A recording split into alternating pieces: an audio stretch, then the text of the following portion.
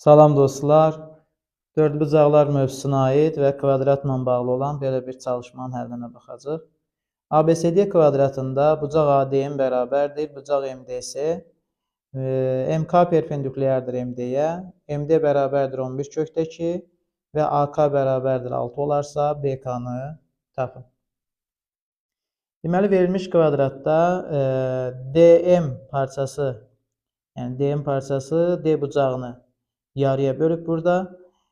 Biz DM parçasının M nöqtəsini B ilə birləşdirsək, yəni M ucunu B ilə birləşdirsək, bu kvadratın diaqonalı olacaq.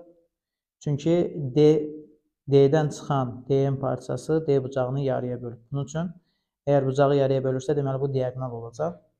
M bucağının digər tərəfi də 90 dərəcə olar. Yəni BM parçası da deməli B bucağını da yarıya böləcək. Hərəsi 45 dərəcə olacaq bu bucaqların. Bu zaman K bucağı da 45 dərəcə olacaq. Yəni bucaq BKM bərabər olacaq bucaq KBM-ə. KBM-ə bərabər olacaq.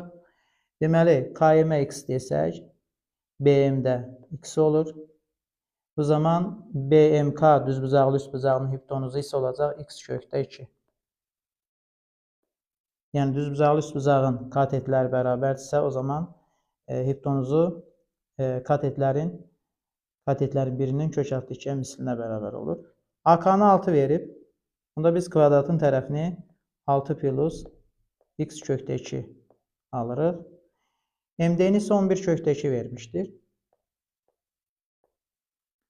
Deməli, kvadratın əgər tərəfini biliriksə, yəni 6 plus x kökdə 2, əgər biz kvadratın tərəfini kök altda 2-yə vursaq, onda biz onun diaqonalını tapmış oluruq. Diaqonalı isə x plus 11 kökdə 2-dir.